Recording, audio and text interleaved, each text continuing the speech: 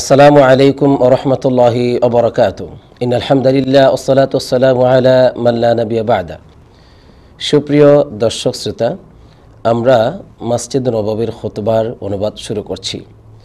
আজকের খতিব হচ্ছেন ফজিলাতুশ শেখ সালাহ বিন মুহাম্মদ আল বুদাইর হাফিজাহুল্লাহ। যে বিষয়ে তিনি মুসলিম উম্মার জন্য খুতবাটি পেশ করেছেন তা হচ্ছে কিয়ামত সংঘটিত ঘটনাবলী। বিষয়টি অনেক গুরুত্বপূর্ণ, কারণ আমরা জানি কিয়ামত অবশ্যই সংঘটিত হবে এবং সেখানে কি কি ঘটনাবলী আছে যে ব্যাপারে আমরা অনেকেই জানি না, অনেকেই জানার পরে আবার উদাসীন। তাই আমাদের সবার বিষয়টি জানা দরকার।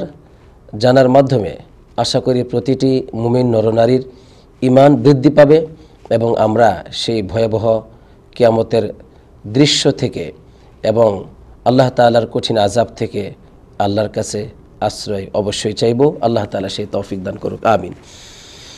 সম্মানিত খতিব সাহেব, প্রথমে তিনি মুসলমানদেরকে তাকওয়া নসিহত করার পর রাসূলুল্লাহ সাল্লাল্লাহু আলাইহি ওয়াসাল্লামের উপর দরুদ পাঠ করে তিনি বলছেন, হে মুসলমানগণ, এই দুনিয়া চিরবিদায় নেওয়ার সময় খুবই নিকটবর্তী, আর মানুষ এই পার্থিব জগৎ থেকে, এই ক্ষণস্থায়ী জীবন থেকে তারা অনন্তকালের জীবনের দিকে ফিরে যাচ্ছে। অতএব তোমরা সৎ আমলের মাধ্যমেই সেই অনন্তকালের জীবনের দিকে ফিরে যাও। আর পালাতক তো সেই ব্যক্তি, যেই ব্যক্তি জাহান্নামের দিকে পলায়ন করছে, আর সেই ব্যক্তি হচ্ছে বিজয়ী, যে ব্যক্তি জান্নাতের দিকে ফিরে যাচ্ছে। এসব কথাগুলো বলার পরে তিনি আমাদেরকে স্মরণ করে দিচ্ছেন কিয়ামতের ভয়াবহ দৃশ্যের কথা। তিনি বলছেন, তোমরা স্মরণ করো কিয়ামত দিবসের কথা, হিসাবের দিনের কথা। ওই দিনকে যেন এই পার্থিব জগৎ তোমাদেরকে ভুলিয়ে না দেয়। যেদিন তোমাদের সবাইকে উপস্থিত হতে হবে, সেটাকে কোন অবস্থাতেই যেন এই দুনিয়ার জীবন, আজকের জীবন যেন তোমাদেরকে ভুলিয়ে না দেয়। তোমরা স্মরণ করো কিয়ামত দিবসের ভয়াবহ প্রকম্পনের কথা, যেদিন প্রচণ্ড বেগে প্রকম্পিত হবে পৃথিবী, যার ভয়াবহ দৃশ্যের কারণে একজন দুগ্ধ পুষ্য শিশুকে একজন মা, স্তন্যদাত্রী মা, তার কথা ভুলে যাবে, দুধ দিতে ভুলে যাবে। একজন গর্ভবতী মার গর্ভপাত এমনিতেই ঘটে যাবে। মানুষগুলো পাগলের মতো মাতাল হয়ে দিক বেদিক ছুটাছুটি করবে আর বলতে থাকবে, ইয়াকুলুল ইনসানু আইনাল মাফার, যে মানুষ কোথায় পলায়ন করবে, কোথায় তারা ফিরে যাবে। কিন্তু সেই দিন মা লাহুম মিন আমরিল্লাহি মিন আসিম, আল্লাহ রাব্বুল আলামিনের আযাব থেকে মানুষকে রক্ষা করার কোনো কিছুই কেউ থাকবে না। সম্মানিত খতিব সাহেব, তিনি আরও বললেন যে স্মরণ করো ওই সময়ের কথা যখন আল্লাহ রাব্বুল আলামিন আদেশ করবেন ওই ফেরেশতাকে সিংহায় ফুৎকার দেওয়ার জন্য, যিনি এর দায়িত্বে আছেন। যখন এই সিংহা ফুৎকার দেওয়া হবে, তখন মানুষ বেহুশ হয়ে যাবে এবং তারা মৃত্যুবরণ করবে। মানুষের অবস্থাটা যখন কিয়ামত সংঘটিত হবে, তখনও এমনটি থাকবে যে মানুষ তাদের বাজারঘাট নিয়ে ব্যস্ত আছে, তাদের স্বাভাবিক জীবনযাত্রা নিয়ে ব্যস্ত আছে, পরস্পর ঝগড়া বিবাদের মধ্যে লিপ্ত আছে। কিন্তু যখন সিংহা ফুৎকার দেওয়া হবে, তখন আর মানুষ কোনো ফালা ইস্তাতিউনা তাওসিয়াতান ওয়ালা ইলা আহলিহিম ইয়ারজিউন, কোনো ওসিয়ত তারা করতে পারবে না এবং তারা তাদের আপনজনদের কাছেও ফিরে যেতে পারবে না। মানুষ তারা বেহুশ হবে এবং মৃত্যুবরণ করবে প্রচণ্ড আওয়াজের কারণে, সিংহার ফুৎকারের। এই সম্পর্কে আল্লাহ রাব্বুল আলামিন সূরাতুজ জুমারের ৬৮ নম্বর আয়াতে কারিমা বলছেন, অনুফিখা ফিস সূরি ফাসউইকা মান ফিস সামাওয়াতি ওয়া মান ফিল আরদি ইল্লা মান শা আল্লাহ। সিংহায় ফুৎকার দেওয়া হলে তখন আকাশে যা কিছু আছে, জমিনে যা কিছু আছে, সবাই তখন বেহুশ হয়ে পড়ে যাবে। ইল্লা মা শা আল্লাহ, তবে ইল্লা মান শা আল্লাহ, আল্লাহ রাব্বুল আলামিন যার ব্যাপারে চান সে ব্যতীত। আর কিয়ামত সংঘটিত হবে এমন অবস্থায় যে দুজন ব্যক্তি দেখা যাবে তারা কাপড়কে বিছিয়ে নিয়েছে ক্রয় বিক্রয় করার জন্য, কিন্তু কিয়ামত সংঘটিত হয়ে যাবে, তারা সেটাকে বিক্রিও করতে পারবে না এবং সেটাকে পুনরায় ভাঁজ করতে পারবে না। কিয়ামত সংঘটিত হবে এমন অবস্থায় যে একজন ব্যক্তি উটের দুধ দোহন করার পর সেটাকে পান করার সুযোগ পাবে না, তার আগে কিয়ামত হয়ে যাবে।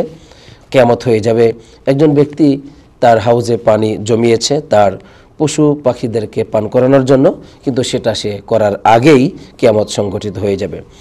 এমনিভাবে কিয়ামত সংঘটিত হয়ে যাবে একজন মানুষ খাবার খাওয়ার জন্য সে তার মুখে খাবার নিয়েছে, কিন্তু সেটা খাবার খাওয়ার আগে কিয়ামত সংঘটিত হয়ে যাবে। এভাবে প্রত্যেক মানুষ তার নিজস্ব জায়গায় যে যেখানে আছে সেখানেই মৃত্যুবরণ করবে। এই অবস্থাটা সৃষ্টি হবে প্রথমবার যখন সিংহায় ফুৎকার সমস্ত মানুষ কবর থেকে তারা পুনরায় জীবিত হয়ে যাবে, সুন্দর জীবন পেয়ে যাবে। যেভাবে বৃষ্টির পানি যদি কোনো শস্যদানার মধ্যে পড়ে তাহলে সেই শস্যদানা অঙ্কুরিত হয়ে সুন্দর গাছ যেমন সুন্দর রূপ যেমন ধারণ করে, ঠিক অনুরূপভাবে মানুষ তাদের সুন্দর আকৃতিতে ফিরে যাবে এবং হাড়গুলো চামড়াগুলো সব কিছুই নতুন করে গজিয়ে যাবে। এরপরে পরিপূর্ণ মানুষ যখন পরিপূর্ণ আকার ধারণ করবে, ঠিক তখন আরেকটি সিংহায় ফুৎকার দেওয়া হবে, আর সেটা হচ্ছে নাফখাতুল বাআসি ওয়ান নুশুর। মানুষকে সবাইকে হাসরের মাঠে একত্রিত করা হবে। কবর থেকে সমস্ত মৃত মানুষগুলো জীবিত হয়ে যাবে, এরপরে তারা সবাই হাসরের মাঠের দিকে ফিরে যাবে।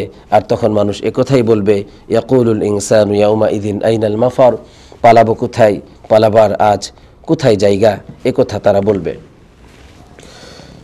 এরপরে সর্বপ্রথম যখন কবর থেকে মানুষ পুনরুত্থিত হবে তখন মুহাম্মদ সাল্লাল্লাহু আলাইহি সাল্লামই কিন্তু প্রথমেই পুনরুত্থিত হবেন।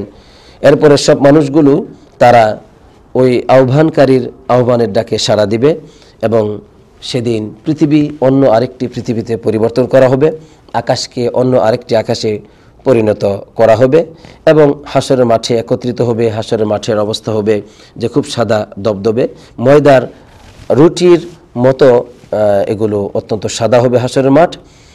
আল্লাহ সুবহানাহু ওয়া তাআলা বনি আদমকে সবাইকে একত্রিত করবেন, প্রথম এবং শেষ সকলকেই কিয়ামতের মাঠে, এবং সবাই তখন আল্লাহ রাব্বুল আলামিনের সামনে মাথাকে নত করবে। আর লা তাখফা আলাইহি মিনহুম খাফিয়া, মানুষের কোনো কিছু গোপন আল্লাহর কাছে গোপন থাকবে না। এই মর্মে আল্লাহ রাব্বুল আলামিন বলছেন সূরাতুল হুদের 103 নম্বর আয়াতে কারিমায়, যালিকা ইয়াউমুম মাজমুউল লাহুন নাস ওয়া যালিকা ইয়াউমুম মাশহুদ। এই দিবসটি তো হচ্ছে মানুষের একত্রিত হওয়ার দিবস, এই দিবসটি তো হচ্ছে মানুষের উপস্থিত হওয়ার দিবস, আর সেই দিবসটি খুবই খুবই ভয়ঙ্কর, দুশ্চিন্তাযুক্ত এবং কষ্টের।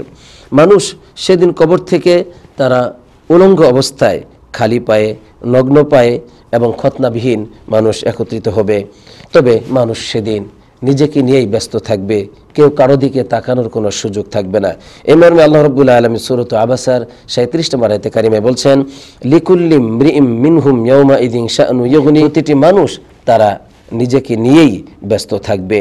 আর সেই দিনটি অপরাধীদের জন্য, অন্যায়কারীদের জন্য খুবই সংকীর্ণ, সংকটময় এবং অপমান ও লাঞ্ছনাজনক। নাউযুবিল্লাহ। যদিও সমস্ত মানুষ তারা উলঙ্গ অবস্থায় হাসরের মাঠে একত্রিত হবে, কিন্তু ওই দিন আল্লাহ সুবহানাহু ওয়া তাআলা কিছু মানুষকে তিনি উলঙ্গ করবেন না, তাদেরকে পোশাক পরিধান করিয়ে দিবেন। তাদের মধ্যে সর্বপ্রথম ইব্রাহিম আলাইহিস সালামকে আল্লাহ রাব্বুল আলামিন পোশাক পরিধান করাবেন, সেই সাথে নবী রাসূলদেরকে পোশাক পরিধান করাবেন এবং as-সিদ্দিকুন as-সালিহুন আল্লাহ তাআলার সত্যবাদী গোলামদেরকে, সত্যনিষ্ঠ গোলাম এবং সৎকর্মশীল বান্দাদেরকেও আল্লাহ তাআলা পোশাক পরিধান করাবেন। আমরাও আল্লাহর কাছে দোয়া করছি, হে আল্লাহ, তোমার রহমতের উসিলায়, তোমার সমস্ত আসমাউল হুসনার উসিলায় আমাদেরকেও তুমি সেই দিন ওই সম্মানিত পোশাক পরিধান করিয়ে সম্মানিত করিও।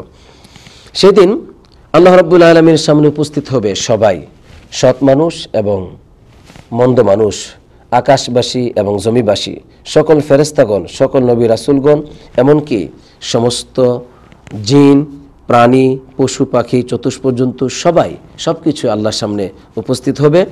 আর সেদিনের ভয়ানক দৃশ্য দেখে দেখা যাবে যে ছোট বাচ্চারা বুড়ো বয়সে পরিণত হয়েছে, বৃদ্ধে পরিণত হয়ে যাবে ছোট শিশুরা। নাউযুবিল্লাহ, নাউযুবিল্লাহ।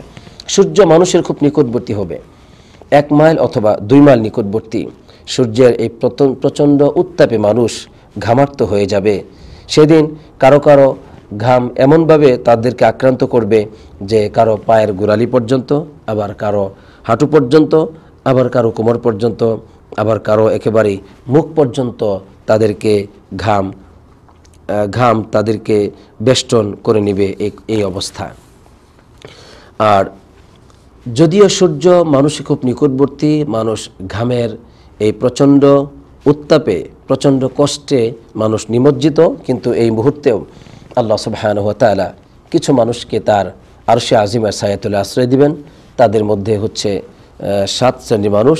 প্রথম শ্রেণী হচ্ছে আল ইমাম আল আদিল, ন্যায়পরায়ণ শাসককে আল্লাহ তাআলা আরশে আজিমের ছায়াতলে আশ্রয় দিবেন।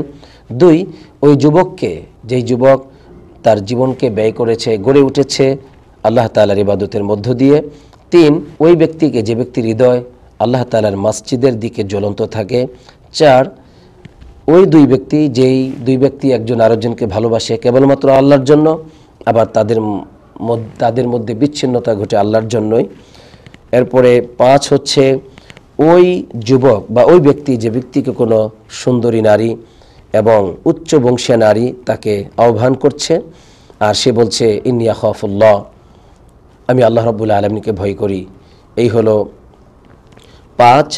6 হচ্ছে ওই ব্যক্তি, যে ব্যক্তি সদকা করে, তার ডান হাত কি সদকা করে বাম হাত জানে না, তার বাম হাত কি সদকা করে তার ডান হাত জানে না, এভাবে একনিষ্ঠতার সহিত সদকা করে।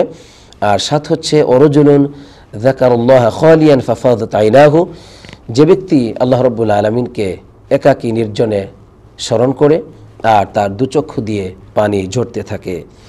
এই 7 শ্রেণীর মানুষকে আল্লাহ রাব্বুল আলামিন কিয়ামতের দিন আরশে আজিমের ছায়াতলে আশ্রয় দিবেন, মেহমান করে নেবেন। আমরা দোয়া করি, হে আল্লাহ, তোমার রহমতের উসিলায় এরকম 7 শ্রেণীর মানুষের অন্তর্ভুক্ত যাদেরকে তুমি করবে, তাদের অন্তর্ভুক্ত তুমি আমাদেরকেও করে নাও, আমিন। কিয়ামতের দিন মানুষের সময়টি খুব দীর্ঘায়িত হবে এবং তারা দাঁড়িয়ে থাকবে, প্রচণ্ড ভিড় এবং প্রচণ্ড গরম এবং প্রচণ্ড তৃষ্ণায় তারা আক্রান্ত হবে। আল্লাহ রাব্বুল আলামিন সেদিন রাসূলুল্লাহ সাল্লাল্লাহু আলাইহি ওয়াসাল্লামের জন্য তিনি হাউজের ব্যবস্থা করবেন, হাউজকে তিনি স্থাপন করবেন এবং রাসূলুল্লাহ সাল্লাল্লাহু আলাইহি ওয়াসাল্লামের ওই হাউজ থেকে তার উম্মতগণ পানি পান করবে।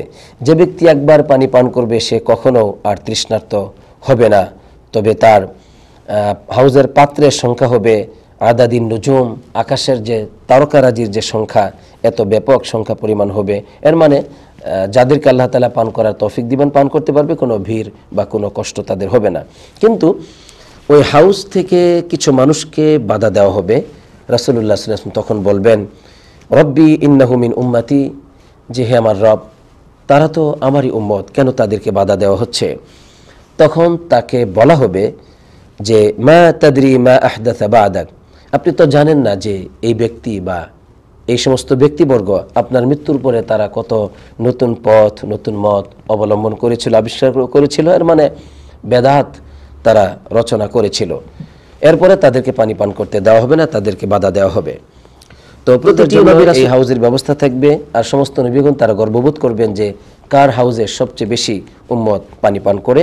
রাসূলুল্লাহ সাল্লাল্লাহু আলাইহি ওয়াসাল্লাম বলছেন, আমি আশা করছি যে আমার হাউস থেকেই বা আমার হাউজে সবচেয়ে বেশি আমার উম্মত আসবে, আমি আশা করছি। হাদিসটি ইমাম তিরমিজি বর্ণনা করেছেন তার সুনানে।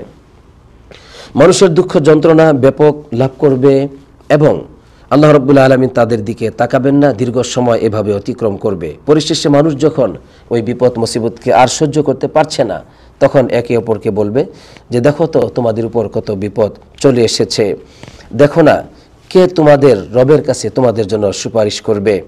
একে অপরে এরকম বলাবলি করার পর তখন তারা বলবে আলাইকুম বি আদম, তোমাদের উপর অপরিহার্য হচ্ছে আদম আলাইহিস সালামের কাছে যাওয়া। তখন তারা আদম আলাইহিস সালামের কাছে, ইব্রাহিম আলাইহিস সালামের কাছে, এভাবে করে মুসা আলাইহিস সালামের কাছে তারা যাবে। কিন্তু সবাই একটি কথাই বলবে যে লাস্তু লাহা, আমি তো আসলে সেটা করতে পারবো না। তখন ঈসা আলাইহিস সালামের কাছে সবাই যাবে, তিনিও বলবেন আমি সুপারিশ করতে পারবো না। তখন ঈসা আলাইহিস সালাম বলবেন ওয়ালাকিন আলাইকুম বি মুহাম্মদ সাল্লাল্লাহু আলাইহি সাল্লাম, তবে তোমরা মুহাম্মদ সাল্লাল্লাহু আলাইহি সাল্লামের কাছে ফিরে যাও। তখন সবাই হাসরবাসী তারা মুহাম্মদ সাল্লাল্লাহু আলাইহি সাল্লামের কাছে ফিরে আসবে। তখন তিনি বলবেন যে হ্যাঁ, আমি এর হক রাখি, তখন তিনি তার রবের কাছে অনুমতি চাইবেন সুপারিশ করার, এবং তিনি আল্লাহ রাব্বুল আলামিনের ব্যাপক প্রশংসা করবেন, এবং তিনি আরশে আজিমে আরশের নিচে তিনি সাজদায় অবনত হয়ে যাবেন এবং প্রশংসা করতে থাকবেন। আর কি প্রশংসা করবেন, কোন ভাষা দিয়ে, সেটাও আল্লাহ রাব্বুল আলামিন মুহাম্মদ সাল্লাল্লাহু আলাইহি সাল্লামকে সেদিন জানিয়ে দিবেন। এখন পর্যন্ত তাকে তা জানানো হয়নি। অতঃপর মুহাম্মদ সাল্লাল্লাহু আলাইহি সাল্লাম বলছেন যে আমাকে বলা হবে যে ইয়া মুহাম্মদ, তুমি তোমার মাথা উঠাও, তুমি সুপারিশ করো, তোমার সুপারিশ কবুল করা হবে, তুমি কিছু চাও তোমাকে দেওয়া হবে। অতঃপর তিনি বলবেন ইয়া রব্বি উম্মতি উম্মতি, হে আমার রব, আমার উম্মতের কি হবে, আমার উম্মতের কি হবে। তখন আল্লাহ রাব্বুল আলামিন তাকে অনুমতি দিবেন যে তুমি তোমার উম্মতের একটা অংশ তুমি বিনা হিসাবে, কোনো হিসাব নাই তাদের, তুমি কি করো, ওই জান্নাতের ডান দিক দরজা দিয়ে তাদেরকে তুমি প্রবেশ করিয়ে নাও। সুবহানাল্লাহ। আর এটা হচ্ছে অত্যন্ত একটি মর্যাদার বিষয়, কারণ ডান দিক, জান্নাতের ডান দিকগুলো হচ্ছে মর্যাদাপূর্ণ, আর তাছাড়া অন্যান্য যে দরজাগুলো আছে সেগুলো সবই সমান। আর এই সুপারিশটাই হচ্ছে সর্বপ্রথম সুপারিশ, এবং এটাই হচ্ছে আল মাকাম আল মাহমুদ, প্রশংসনীয় একটি স্থান যা মুহাম্মদ সাল্লাল্লাহু আলাইহি ওয়াসাল্লামকে দেওয়া হবে। এরপর আল্লাহ রাব্বুল আলামিন আসবেন ফয়সালা করার জন্য, এবং ফেরেশতাগণ আল্লাহর সামনে তারা খুবই নত হয়ে, বিনয়ী হয়ে সারিবদ্ধভাবে অবস্থান করবে, এবং তারাও আসবে। আর যখন আল্লাহ রাব্বুল আলামিন তিনি সত্য বিচারকে ফয়সালা করবেন, তখন এভাবে পৃথিবী আলোকিত হবে এবং মানুষের আমলনামাগুলো পেশ করা হবে। মানুষ তাদের জীবনে ছোট বড় প্রকাশ্য যত আমল করেছে সবই সেদিন প্রকাশ করা হবে। সেদিন কোনো গোপন বিষয় আর গোপন থাকবে না, সব কিছু প্রকাশিত হয়ে যাবে। আল্লাহ রাব্বুল আলামিন মানুষের হিসাব যখন নেবেন, তখন বান্দাদেরকে খুব নিকটবর্তী করবেন। বান্দাকে নিকটবর্তী করার পরে তার জীবনে যত সে পাপ করেছে, অন্যায় করেছে, সেটা স্বীকৃতি নেবেন। বান্দা সব কিছুই স্বীকৃতি দিবে, জি আমি এই পাপ করেছি, অন্যায় করেছি। এরপরে সে যখন মনে করবে সে ধ্বংস হয়ে গেছে একদম, কারণ সব পাপ তো আল্লাহ রাব্বুল আলামিন জানেন, এবং সব কিছুর স্বীকৃতি তাকে নেওয়া হয়েছে, এখন তো আসলে তার বাঁচার কোনো উপায় নাই। ঠিক তখন বান্দা যখন মনে করবে আমি ধ্বংস হয়ে গেলাম, ঠিক তখন আল্লাহ রাব্বুল আলামিন বলবেন, বান্দারে ইন্নী সাতারতুহা আলাইকা ফিদ দুনিয়া, আমি তো তোমার দোষকে গোপন করেছিলাম দুনিয়াতে, ওয়া ইন্নী আগফিরুহা লাকাল ইয়াউম, আজ আমি তোমার দোষগুলি ক্ষমা করে দিলাম। অতঃপর আল্লাহ সুবহানাহু ওয়া তাআলা তাকে তার ডান হাতে তার আমলনামা দিবেন, এবং সে ভাগ্যবান হবে, আনন্দিত হবে। সে তখন ডান হাতে আমলনামা পাওয়ার পর যে কারোর সাথে সাক্ষাৎ হবে তাকে বলবে, হ্যাঁ উমকর কিতাবিয়া, আমার কিতাবগুলো, আমার আমলনামাগুলো একটু পড়ো, দেখো ইন্নী যানানতু আন্নী মুলাকিন হিসাবিয়া, আমি তো এটাই বিশ্বাস করেছিলাম চূড়ান্তভাবে যে আমার রবের সাথে অবশ্যই আমাকে সাক্ষাৎ করতে হবে। অতঃপর সে সুন্দর জীবন পাবে, জান্নাতের জীবন পাবে। আলহামদুলিল্লাহ। সম্মানিত খতিব সাহেব বলছেন, আল্লাহু আকবার, আল্লাহু আকবার, কতই না বড় সফলতা, সুন্দর জীবন, জান্নাতের সুউচ্চ আসন, এবং সেখানে থাকবে অপরূপ অনিন্দ সুন্দরী নারীরা, এবং যেই জান্নাত হচ্ছে চিরস্থায়ী, যা ক্ষণস্থায়ী নয়। আমরা আল্লাহর কাছে দোয়া করছি, আল্লাহ যেন আমাদেরকে এবং তোমাদেরকে সবাইকে এই জান্নাত দান করেন। এই দোয়া করে তিনি প্রথম খুতবাটি শেষ করেছেন। সম্মানিত খতিব সাহেব দ্বিতীয় খুতবায় কয়েক, তার মধ্যে একটি হলো যে মিজানের পাল্লা তখন সেখানে উপস্থাপন করা হবে, আর মানুষের আমলনামাগুলো সেদিন হিসাব নেওয়া হবে পরিপূর্ণভাবে। তবে মানুষ যে যার অনুসরণ করেছিল দুনিয়াতে, সে ব্যক্তি তারই অনুসরণ করবে। কেউ বা সূর্যের, কেউ বা চন্দ্রের, কেউ বা এভাবে তাগুতের অনুসরণ করবে। আর এরপরে যারা তাগুতের অনুসরণ করত, যারা আল্লাহর সাথে শিরিক করত, তাদেরকে জাহান্নামে নিক্ষেপ করা হবে, তারা জাহান্নামে নিক্ষিপ্ত হবে। এরপরে যখন আর কোনো অবশিষ্ট থাকবে না, একমাত্র তারাই অবশিষ্ট থাকবে যারা আল্লাহ তাআলার ইবাদত করত। আর সেক্ষেত্রে কিছু পাপী মানুষ ছিল, কিছু ভালো মানুষ ছিল, যারা আল্লাহর ইবাদত করত তারা অবশিষ্ট থাকবে। বাকি যারা শিরিক করত সব তারা জাহান্নামে নিক্ষিপ্ত হবে। আর আল্লাহ রাব্বুল আলামিন তখন তার সাককে, তার পেন্ডুলিকে তিনি প্রকাশ করবেন, এবং মানুষকে তিনি সেজদা দেওয়ার আদেশ করবেন। তখন সবাই আল্লাহ তাআলাকে সেজদা দিবে, কিন্তু দেখা যাবে যারা মানুষকে দেখানোর জন্য সেজদা দিয়েছে দুনিয়াতে, তারা সেজদা দিতে পারবে না। তাদের পিঠ একদম তক্তার মতো সোজা হয়ে যাবে, বাঁকা হবে না, এবং যতবারই তারা সেজদা দিতে চাইবে পিছনের দিকে পড়ে যাবে। এভাবে মানুষের জন্য সেখানে সেতু স্থাপন করা হবে। এই সেতু মুমিনগণ তারা অতিক্রম করতে পারবে, সেতু পার হতে পারবে, ফুলসিরাত পার হতে পারবে তাদের আমল অনুযায়ী। তবে মুনাফিকরা কোনো অবস্থাতে পার হতে পারবে না, সেখানে প্রচণ্ড অন্ধকার আচ্ছন্নময় হয়ে যাবে। এরপর আল্লাহ রাব্বুল আলামিন মুমিনদেরকে সাহায্য করবেন, তারাই মুক্তি পাবে। আর রাসূলুল্লাহ সাল্লাল্লাহু আলাইহি ওয়াসাল্লাম সর্বপ্রথম তিনি জান্নাতে প্রবেশ করবেন।